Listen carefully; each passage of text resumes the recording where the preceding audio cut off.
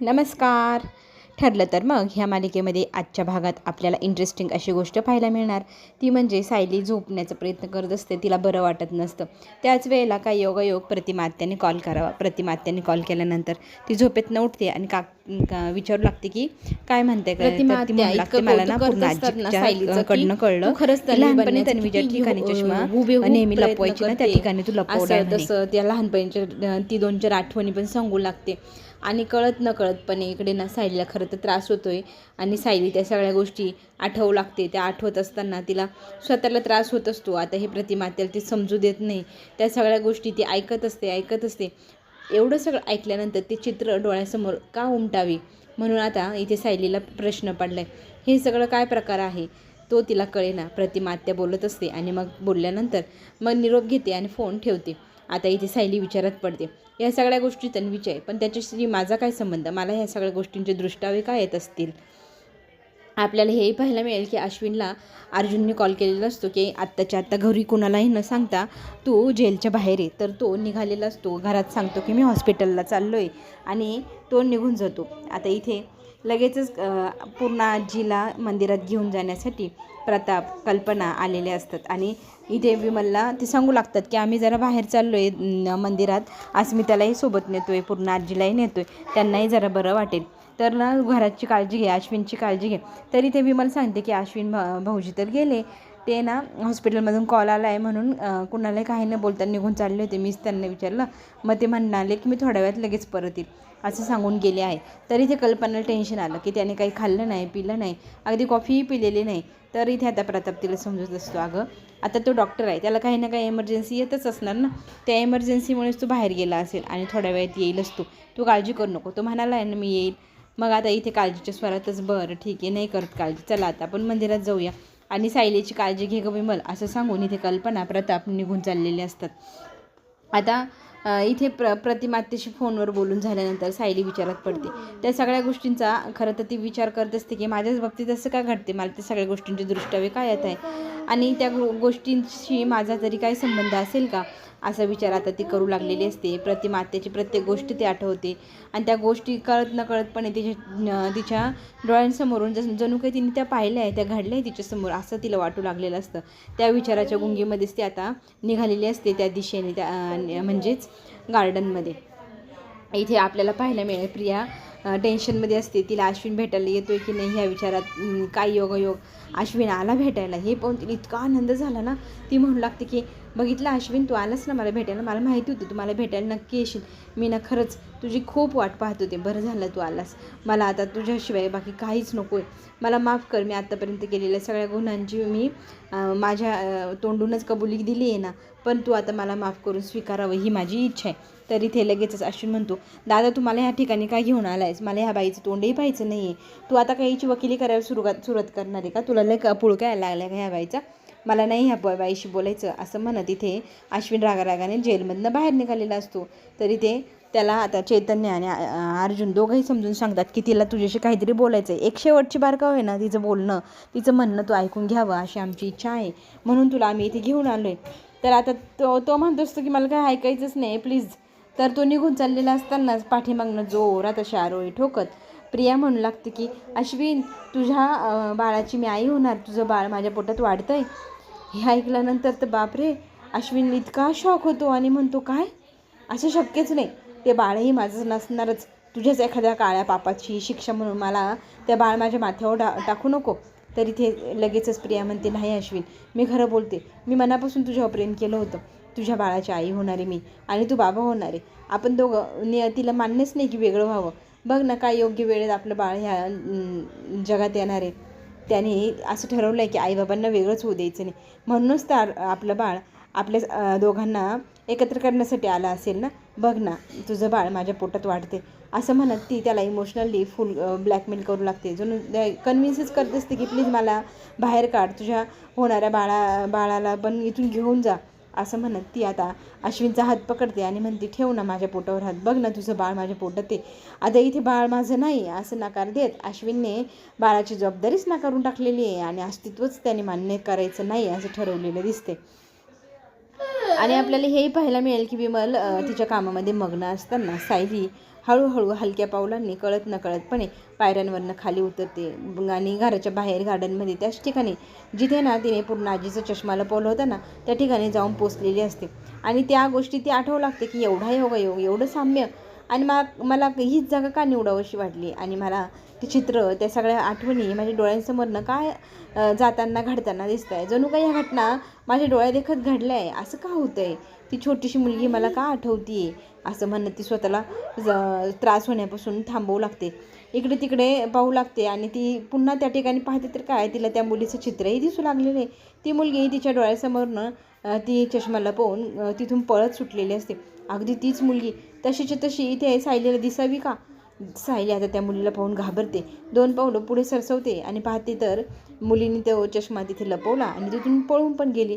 हे सगळे दृश्य पाहून सायलीला खरं तर समजेना उमगेना काय होते काय नाही, आणि ती चक्कर येऊन खाली पडलेली असते. आता ती चक्कर येऊन पडलेली असते आणि इकडनं गेटमधनंच कल्पना, प्रताप आतमध्ये घरामध्ये निघून गेलेलं असतं. त्यांचं लक्षही नसतं बाहेर काय आहे आणि काय नाही, कोणी पडले कोणी बसले काही पाहत नाही, ते मध्ये निघून जातात. आता इथे बाळाची जबाबदारी नाकारल्यामुळे खरंच तर खूप टेन्शन आलेलं असतं प्रियाला. प्रिया हात जोडून पाया पडून आता इथे अश्विनसमोर माफी मागत असते. त्याला म्हणत असते की मला एवढी मोठी शिक्षा नको देऊ अश्विन, हे बाळ आपलं आहे, या बाळाचा स्वीकार कर प्लीज, आपल्या बाळासाठी मला स्वीकार, माझं बाळ या जेलमध्ये जन्माला यावं का, नको ना असं म्हणत ती आता दयाची भीक मागण्यासाठी त्याच्या पायावर लोटांगण घालू लागते, हात जोडू लागते. पण आता अश्विन मात्र या सगळ्या गोष्टींना नाहीच म्हणतो. त्याचं मन इतकं तिच्यापासून तुटवलं आहे की तो काही केला तर तिला स्वीकारायलाच तयार नाही. अर्जुन थांबवतो आणि मग त्याला विचारू लागतो, तुझा निर्णय ठाम आहे, तुला याच्यावरती काय निर्णय घ्यायचा असेल तर तू घेऊ शकतोस. तर तो म्हणतो, निर्णय कसला? हे बाळ माझं आहे, कशावरून गॅरंटी आहे? तुम्हाला वाटतं हे बाळ माझं असू शकतं? मला तरी गॅरंटी आहे. ही मुलगी खोटारडी आहे, हिच्या खोटारड्यापणाची झळ मला आणि माझ्या घरच्यांना लागू नये. अगदी तू आता मला प्रॉमिस कर. हातात घेऊन तो म्हणू लागतो की प्रॉमिस कर, इथून पुढे काहीही मला सांगायचं नाही या मुलीबद्दल. ही मुलगी प्रेग्नेंट आहे हा निरोप तर घरी अजिबात द्यायचा नाही, कुणाला ह्या कानाची खबर त्या कानाला जाऊ द्यायची नाही, असं घट्ट प्रॉमिस अश्विनने चैतन्य आणि अर्जुनकडनं घेतलेलं असतं. सायली आपला प्रिया मात्र म्हणत असते की अश्विन असं नको करू, माझं तरी विचार नको करू, पण बाळाचं तरी कर ना, बाळासाठी तू मला स्वीकार, माझ्या बाळाला ह्या जेलमध्ये जन्माला नको घालायला लावणारे, तू ह्या बाळाला घेऊन जा ना, बाळाला बाहेर ने अशी दया कर भीक मागत असते प्रिया. अर्जुन आपला अश्विनला समजवण्याचा प्रयत्न करतो की तू अजूनही वेळ घे, निर्णय घे, वाट पहा. पण आता इथे अश्विन त्याच्या मतावर ठाम आहे. त्याला हे बाळही नको, ही बाई पण नको, आणि हा हिचा निरोप पण घरी कुणाला सांगायचं नाही असं म्हणत त्याने आता दोघांनाही गळ घातली आणि तिथून निघून गेलेला असतो. प्रिया म्हणत असते की अर्जुन तू तरी समजव ना अश्विनला, असं नको करू, सांग ना त्याला. तर आता अर्जुन इथे प्रियाकडे पाहतो, तिच्यासमोर जाऊन तिला म्हणू लागतो, ही सगळी काही पापे तू जी केली त्याची ही कर्माची तुझी फळं आहे. तू कितीही आता दयावया केली काहीच उपयोग होणार नाही, आणि आता ह्या तुझ्या येणाऱ्या जन्माला बाळाला बापच नसणारे, बिना बापाचं वाढलेलं पोरगं बघ आता बबली लोखंडे, असं म्हणत इथे अर्जुनने तिला सांगितले तुझ्या बाळाला बापच नाही.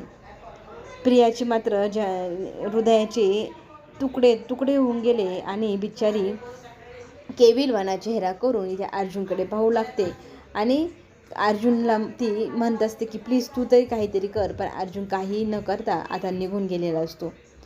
घरी सगळे पोचलेले असतात, पाणी वगैरे पितात. आणि सायली कशी आहे, कुठे आहे, तर इथे विमल म्हणते की त्यांच्या रूममध्येच होत्या झोपलेल्या मगाशी. पण कल्पना म्हणते तू आता जाऊन पाहुणे बरं ती झोपलेली आहे की नाही, एक तर तिची तब्येत पण बरी नव्हती.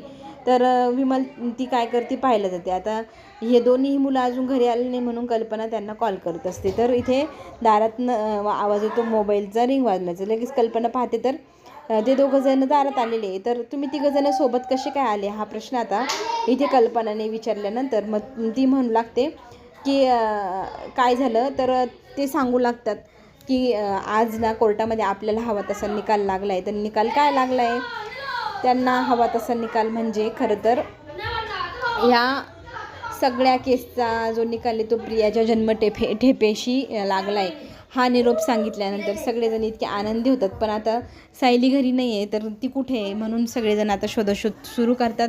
सायलीच्या काळजीपोटी सगळे आता विचार करत असतात. तर आता आपल्याला इकडे पाहायला मिळणार महिपतला भेटायला सचिन आलेला असतो आणि सचिन म्हणू लागतो की आता तुमच्या बाबत इथे खूप चांगल्या गोष्टी बोलल्या जात आहे, तुम्हाला लवकरच सोडून देऊ शकतात असंही होऊ शकतं, कारण तुम्ही खूप चांगलं वागताय, तुमच्या कॅरेक्टरबद्दल सगळेजण कौतुक करताय, तुम्ही स्वतःला किती सुधारले या गोष्टीचं कौतुक होत आहे. ह्या गोष्टीमुळे आता काय होऊ शकतं की तुम्हाला इथनं 2-3 दिवसातच सोडण्याची शक्यता आहे. हे ऐकल्यानंतर महिपतला आनंद होतो. पुढील भागामध्ये आपल्याला असंही पाहायला मिळणार आहे.